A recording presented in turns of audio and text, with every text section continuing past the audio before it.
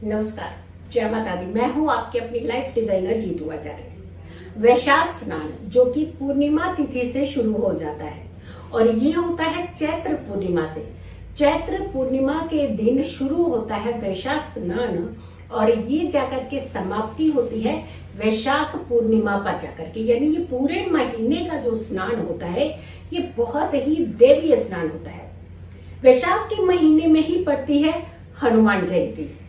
ये बहुत ही पावन दिन होता है, पावन समय होता है जब हम बहुत सारे उपाय जो है इस माह में, इस महीने में कर सकते हैं। 5 मई में जाकर के ये समाप्ति होगी वैशाख पूर्णिमा के साथ वैशाख स्नान की। और ये वो स्नान होता है, कहते हैं जब आप बहुत ही विधि विधान से स्नान परिक्रिया करते हैं। स्नान आप यानी कुछ पवित्र नदियों के जल को मिश्रित करके स्नान करते हैं तो आपकी देह की शुद्धि होती है। बहुत सारे लोगों को स्किन डिजीजेस होते हैं। आपने देखा होगा कि कभी भी गंगा जल के अंदर कीड़े नहीं पड़ते हैं। आप चाहे उसे कितना भी समय रखिएगा, कई सालों साल आप उसे रख दीजिएगा। और इसीलिए कहते हैं कुछ पवित्र नदियों और सरोवरों का जल डाल करके जो आप स्नान करते हैं तो आपके शरीर में किसी भी तरीके का इन्फेक्शन जो है वो नहीं होता है।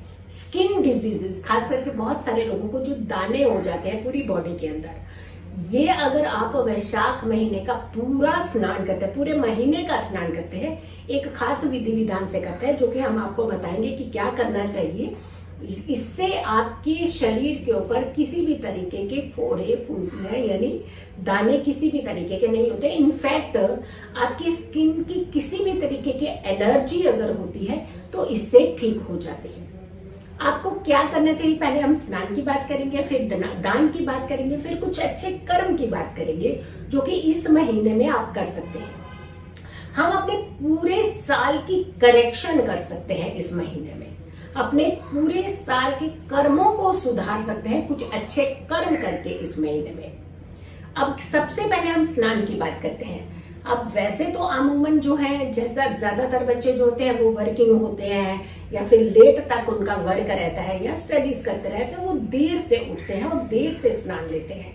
कहते हैं कि अगर कि सरोवरों का जल डाल करके या पवित्र स्थानों का जल डाल करके आप इनफैक्ट अपने, अगर किसी भी तरीके का आपके पास गंगा जल या पवित्र स्थानों का जल नहीं है तो आप इर्द गिर्द, जो आपके घर के इर्द गिर्द में आपका धर्म स्थान है, वहां से भी आप जल भर करके ला सकते हैं और उससे भी आप जल में मिश्रित करके उससे भी स्नान कर सकते हैं। हर दिन आपको सूर्य उदय से पहले का स्नान लेना चाहिए।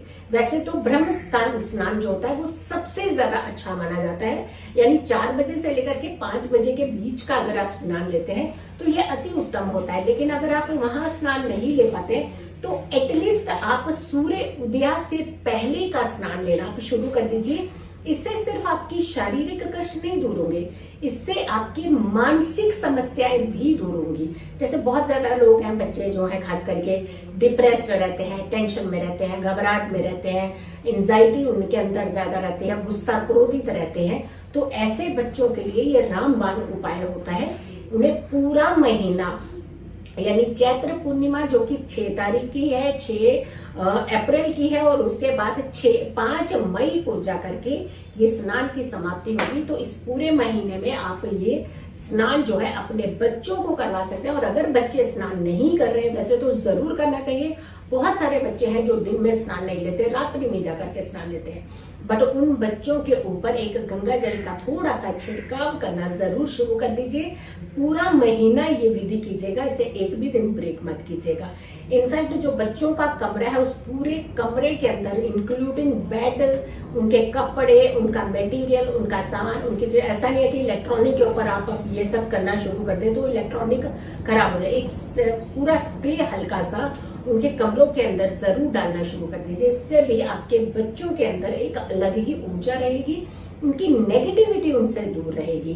तो स्नान का खास महत्व। अब बुजुर्ग लोग होते हैं खास करके जो नहीं कर पाते या उनकी स्वास्थ्य जो है वो नहीं एलो करता है कि वो इतनी जल्दी स्नान ले सके, तो एटलीस्ट उन्हें अपने ऊपर, बॉडी के ऊपर एक हल्का सा जल का छिड़काव, गंगा जल की बात कर रहे हैं या पवित्र नदियों सरोवरों की बात कर रहे हैं, वो जल का छिड़काव एटलीस्ट आप रेगुलर वे में करना शुरू कर दीजिएगा, पूरा महीना इसे कीजिएगा। अब आती है बात की है तो वही स्नान की बात, दान की बात करते हैं। दान कहते हैं हमारे जीवन में कल्याण करता है। दान हमारे जीवन की दिशाएं तय करता है। दान से हम अपने जीवन की करेक्शन कर सकते हैं। दान से हम अपने कर्मों को सुधार सकते हैं। कुछ ऐसा ही होता है। अब दान की परिभाषा क्या है कि जो हमारा मन करता है हम वो दान करते हैं, अब वो देने जाते हैं। लेकिन कहा जाता है कि वैशाख के महीने में जिसकी जिसको जरूरत हो, अगर आप वो सहयोग, जिसे आप दान का नाम भी दे सकते हैं, अगर वो करते हैं तो वो ज्यादा उत्तम माना जाता है। तो आपको अगर लगता है कोई जरूरतमंद व्यक्ति है, उसे अन्न के दान की जरूरत है, तो आप उसे अन्न के बजाय उसके आगे वस्त्र रख देंगे तो कैसा चलेगा? नहीं चलेगा ना। तो उन्हें अन्न की ही सहायता की जरूरत होती है, उन्हें अन्न का ही सहयोग कीजिएगा। अगर किसी व्यक्ति को वस्त्र की जरूरत है तो उन्हें वस्त्र का ही सहयोग कीजिएगा। अगर किसी व्यक्ति को आपकी एजुकेशन की जरूरत है या फिर मेडिसिन की जरूरत है तो कुछ मेडिसिन का सहयोग, या फिर आपने उन्हें वस्त्र का सहयोग या एजुकेशन का सहयोग करना है। जिनको जिसकी जरूरत है, अगर आप वो सहयोग करते हैं तो उनको ज्यादा लाभ होता है, तो उसका प्रभाव आपके ऊपर होता है।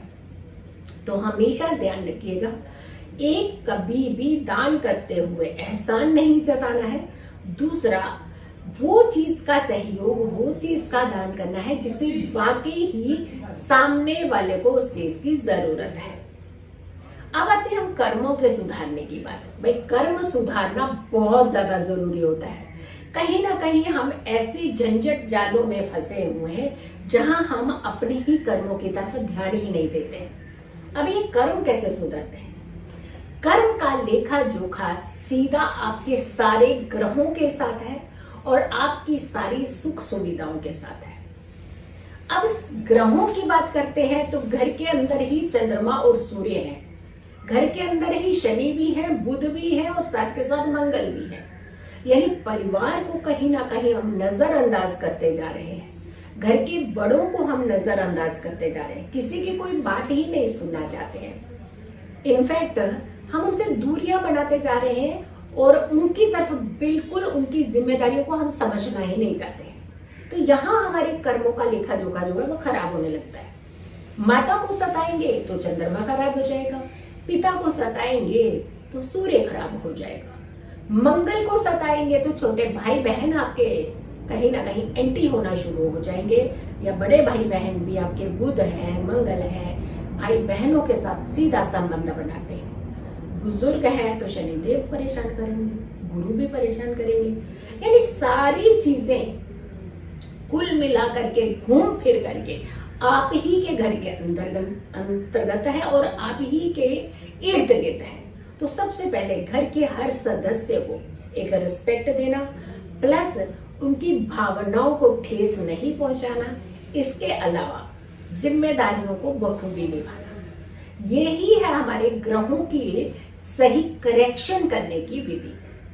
फिर आती है कि बात कुछ और कर्म, जैसे बेजुबान जानवर, उनके लिए पानी का, खाने का प्रबंध करना। इसके अलावा कुछ मेडिसिन का, जैसे कुछ ऐसे डॉग हाउसेस होते हैं, जानवरों के कुछ डॉक्टर्स होते हैं, आप वहां जाकर के उन्हें सहयोग कर सकते हैं, कुछ मेडिकली या फिर कुछ जिस भी तरीके की उनकी आपको लगता है कि रिक्वायरमेंट है। तो इस तरीके के कर्म, बेजुबानों की सेवा करना बहुत उत्तम माना जाता है। यहाँ हमारे कर्म सुधरते हैं। एक कर्म और भी होते हैं, हम जाने अनजाने में दूसरों का हक मारने लगते हैं। हमें लगता है कि हम, किसी को क्या पता चलेगा, हमने किया, हम कर रहे हैं, हमें पता है हम क्या कर रहे हैं। लेकिन ये हक जो मार करके आप बैठ जाते हैं, जिसके ऊपर अपना हक जताने लगते हैं, तो आपको नहीं दिल के कोने में कहीं लगता कि ये हक तो किसी और का है, हमने क्यों इनका हक मार लिया। ये कर्म जो है ये भी तो कहीं पे ऑफ करने पड़ेंगे ना। तो आपने ध्यान रखना है, दूसरों के हक की तरफ नजर नहीं रखनी है, अपनी मेहनत की तरफ, अपनी ओर नजर रखनी है, अपनों की ओर ध्यान रखना है और अपने कर्मों में सुधार लाना है। ये वैशाख के महीने में कुछ ऐसी चीजें अगर आप करते हैं तो ये महीना पूरे साल की करेक्शन आपके जीवन की करता है। वीडियो को ज्यादा से ज्यादा लोगों तक जरूर शेयर कीजिएगा। चैनल अगर आप लोगों ने सब्सक्राइब नहीं किया तो जरूर कीजिए, वीडियो शेयर कीजिए, मेरे आने वाली हर वीडियो का इंतजार करें। तब तक के लिए नमस्कार, जय माता दी।